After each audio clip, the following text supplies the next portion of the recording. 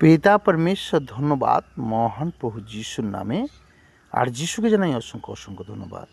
আজকে একটা বিষয় নিয়ে আলোচনা করছি। বিষয়টা হচ্ছে আমরা হিতোপদেশ, যদি আমরা উপদেশক আমরা 5 অধ্যায় দেখি, এখানে কিছু মানত বা প্রতিশ্রুতি বা শপথ করার কথা বলা হয়েছে।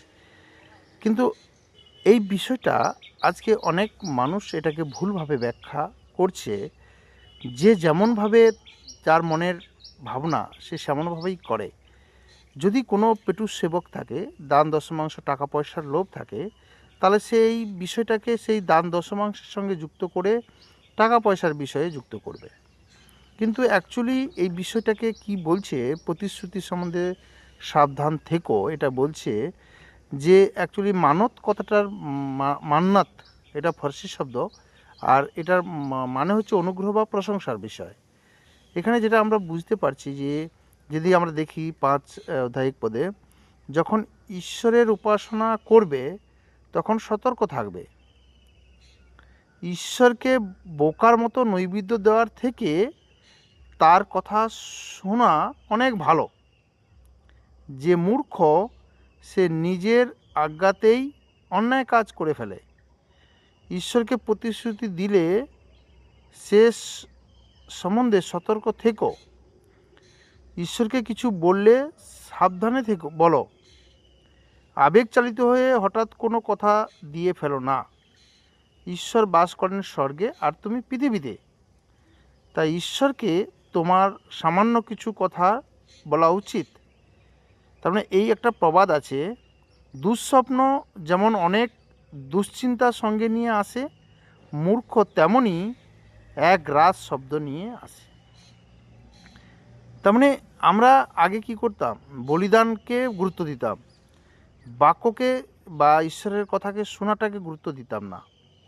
সেই জন্য আমরা ভাবতাম যে বলিদানের দ্বারা ঈশ্বরকে খুশি করব। তো মানুষ কি করত, মানত করত, মান্নাত করত, যেটা ঈশ্বরের প্রশংসার কথা বলছে, যে ঈশ্বরের প্রশংসা কোনো কিছু দিয়ে করার কথা। কিন্তু এখানে বলছে যে ঈশ্বরের প্রশংসা কোনো কিছু দিয়ে নয়, তার বাক্য শুনে পালন করে করতে হবে সেটাকে। তারপরে আমরা যদি দেখি, তুমি ঈশ্বরে কোনো প্রতিশ্রুতি দিলে তা অবশ্যই রক্ষা করবে। তোমার প্রতিশ্রুতি রক্ষা করতে দেরি করো না। তার মানে আমরা অনেক সময় যখন পরমেশ্বরের কাছে যাই মণ্ডলীতে, তখন আমরা অনেক প্রতিজ্ঞা করি যে প্রভু এটা ঠিক করে দাও, আমি তোমার মণ্ডলীতে সাক্ষী দেব, বা তোমার কার্যকে বসাবো, বা তোমার সুসমাচার প্রচার করব, বা তোমার হয়ে আমি সারা জীবন তোমার কাজ করব। এরকম অনেক কিছু আমরা প্রতিশ্রুতি করে ফেলি। তো সেই সব প্রতিশ্রুতি আমরা পরে কি করি, যখন সুস্থ হয়ে যায় মানুষ, যখন ঠিক হয়ে যায়, তখন সেগুলো ভুলে যায়। বলছে তোমার প্রতিশ্রুতি রক্ষা করতে দেরি করো না। তাহলে যেমন হান্নার কথা শুনি, হান্না পানিনা দুজন ছিল, যে হান্না তার সন্তান ছিল না বলে সে ঈশ্বরের কাছে মানত করেছিল যে আমার যে সন্তান হবে সেই সন্তান আমি তোমার কাজের জন্য দিব। তো সে কি করেছিল, সেই মানতকে পূরণ করেছিল। ঈশ্বরের প্রশংসার জন্য সেটা করা হয়েছিল। আজকে অনেক সময় আমরা সাক্ষীকে কি করি, বলিনি যে আমাদের জীবনে ঈশ্বর কাজ করেছে, সেটাকে আমরা বলছি না, বা কোনো মানুষের কাছে সেটা বলছি না। কেউ জিজ্ঞাসা করছে তাও আমরা বলছি না। কেন? ঈশ্বরের প্রশংসা গৌরব করার জন্য এই মানত। তাহলে এটাকে আজকে পেটু সেবক যারা আছে, যারা টাকা পয়সা দশমাংশের বিষয়ে ভাবে, তারা এটাকে ব্যাস ওই টাকা পয়সার বিষয়ই নিয়েই বলে। হ্যাঁ, বলছে প্রতিশ্রুতি তা দাও, প্রতিশ্রুতি দিয়ে পালন না করতে পারা থেকে প্রতিশ্রুতি না দেওয়াই ভালো। তাই তোমার কথা যেন তোমার পাপের কারণ না হয়।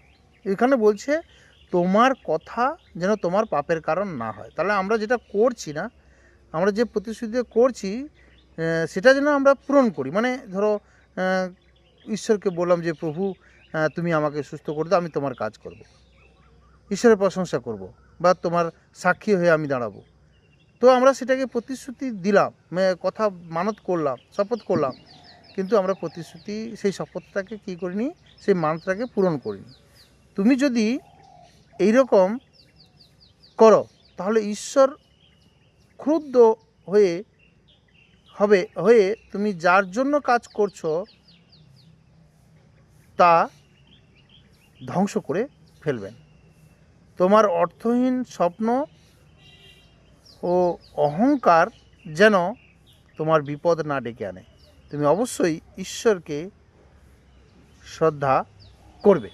তাহলে এখানে যে প্রতিশ্রুতির কথা বলছে, এটা ঈশ্বরকে শ্রদ্ধা করার কথা বলছে, ঈশ্বরের প্রশংসা, গৌরব ও মহিমা করার কথা বলছে।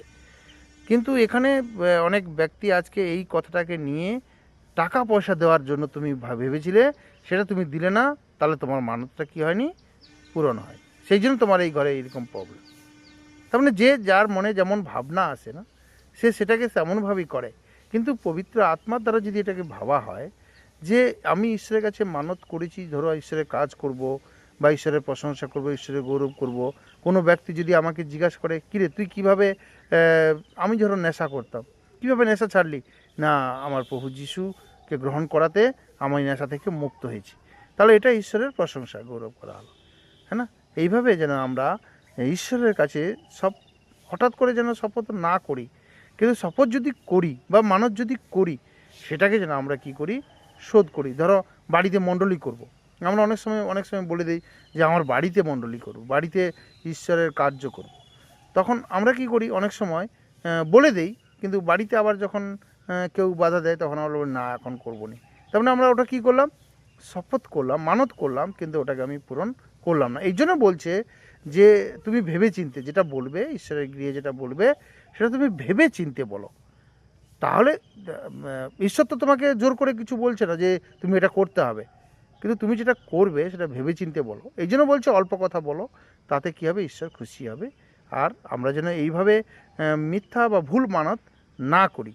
আর যারা পেটু সেবক আছে, যারা দান দশমাংশের বিষয় আছে, তারা এটাকে নিয়ে ভুলভাবে চিন্তাভাবনা করে। আমরা বুঝতে পারছি এই বিষয়টা। পিতা পরমেশ্বর ধন্যবাদ, মহান প্রভু যিশুর নামে। আর যিশুকে জানাই অসংখ্য ধন্যবাদ।